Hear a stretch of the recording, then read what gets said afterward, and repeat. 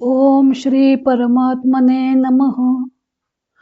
ज्ञानदेवांचा आत्मसंवाद प्रकरण 4. ज्ञानाज्ञान भेद कथन. निखळ ज्ञान मात्रता मिथ्या म्हणजे शून्य नाही. भाग 3. ओव्या आहेत 29 ते 31. निखळ ज्ञान मात्रता मिथ्या म्हणजे शून्य नाही हे ज्ञानदेव दृष्टांतांनी स्पष्ट करत आहेत. ज्ञानदेव म्हणतात की निदेचेनी आलेपणे निदेले जे जाये प्राणी तरी नीद भली हे कोणे म्हणावे की. किंवा झोप आल्यावर झोपलेला मनुष्य जर मृत झाला असे मानले तर छान झोप लागली आहे हे कोणाला कळणार. घटू घटपणे असे तद्भंगे भंगू आभासे सर्वथा नाही ते नसे कोणे म्हणावे. घट हा घटपणामुळे दिसतो आणि त्याच्या भंगामुळे भंग समजतो, पण घट नसेलच तर भंग झाला असं म्हणता येईल का. म्हणून काही नाही पण देखता नाही आपण न होन असणे विण असणे जे. त्याप्रमाणे ज्ञानरूप आत्मा आपले नाही पण व आहे पण हे जाणत नाही. त्याचे असणे पण आणि आहेपणाचा भाव न स्वीकारता असणारे असं आहे पण आहे.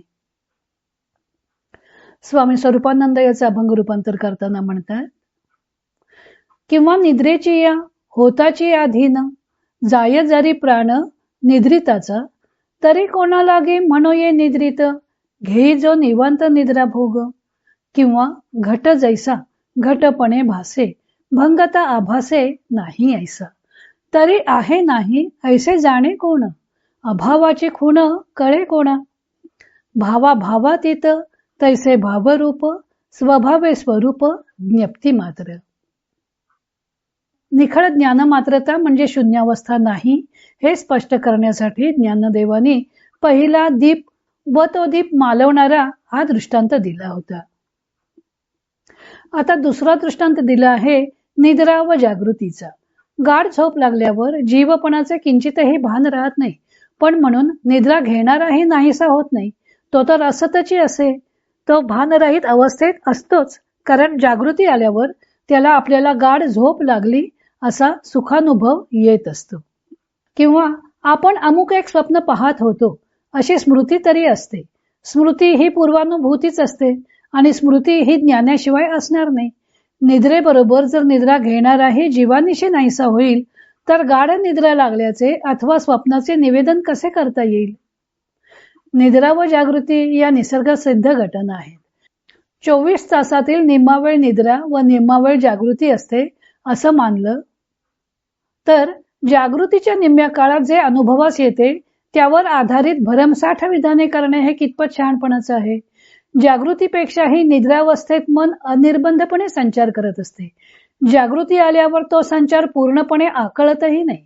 मालविता दिवे या दृष्टांतात द्रष्टा व दृश्य या क्षेत्रात दृश्यसृष्टी पूर्णपणे मालवली गेली होती, तरी द्रष्टा साक्षी रूपाने अस्तित्वात असतो हे स्पष्ट केले.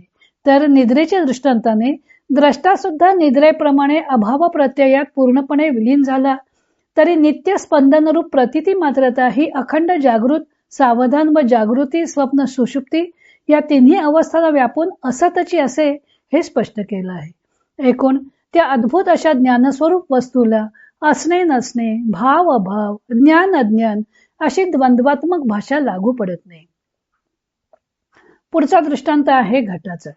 घटाला जेव्हा आकार प्राप्त झालेला असतो तेव्हा घट घटाच्या रूपाने प्रत्ययास येत असतो. एक घट पाहिलेला असला की तशाच आकाराचे इतर घट पाहिले की आपल्याला ते घट असल्याचे ज्ञान होते. नंतर घट फुटला की तो घट नाहीसा झाला हेही कळते, म्हणजे त्या घटाचा अभावही कळतो. घटाचा भाव म्हणजे घटाचे असणे व घटाचा अभाव म्हणजे घटाचे नसणे हे ज्या अर्थी कळून येते त्या अर्थी घटाच्या असण्या नसण्याला साक्षी असणारे ज्ञान असते हे मानावेच लागते. नाहीतर घटाभाव कसा कळला असता. तेव्हा असणेपणा व नसणेपणा यांना व्यापून टाकणारी प्रतिती मात्रता असतची असे अशी भावाभावातीत आहे. घट घटपणे दिसतो अथवा भासतो म्हणजे भावरूपाने भासतो व तो भंगला की त्याचा भंग म्हणजे ध्वंसा भाव भासतो. कारण ही प्रतिती घेणारा आत्मा त्या घटाहून भिन्न साक्षी रूपाने केवळ ज्ञानरूपाने असतो. तेव्हा निखळ ज्ञानमात्रता शून्यवत म्हणता येणार नाही. दिव्याच्या दृष्टांताने दृश्य अंतर्धान पावले तरी द्रष्टा साक्षी रूपाने असतो हे ज्ञानदेवांनी सांगितले. निद्रेच्या दृष्टांताने द्रष्ट्याचा जरी अभाव प्रत्ययात विलीन झाला तरी सर्वव्यापी प्रतीती मात्रता असते हे स्पष्ट केले. व घटाच्या द्वंद्व भावाच्या दृष्टांताने समग्र सृष्टी जरी अभावरूप झाली तरी ज्या सत्तेवर सर्व वस्तुजात उदयास येते अथवा विलय पावते ती वस्तूची सत्ता कशी भावाभावातीत असते ते स्पष्ट केले आहे. घट दिसतो तेव्हा तो घटपणाने भासतो व भंगला की त्याचा ध्वंसाभाव अथवा काही नाहीपणा प्रतीतीस येतो. त्याप्रमाणे घटित सृष्टी जेव्हा दिसते तेव्हा आहेपणाने भासते व जेव्हा महाप्रलयात विलीन होते तेव्हा ती काही नाहीपणात विलीन होते आणि हे जाणणारा साक्षी हा आत्मा आहे असे मानावेच लागते. त्या काही नाहीपणातही असणे कसे असते ते ज्ञानदेवाने 31व्या ओवीत स्पष्ट केलं आहे. ज्ञानदेव 31व्या ओवीत निष्कर्ष सांगतात की काही नाही पण ज्या अर्थी प्रत्ययाला येतं त्या अर्थी ज्ञान स्वतः नाही असं होऊ शकत नाही. त्याचा सर्वथा अभाव आहे असं मानता येत नाही.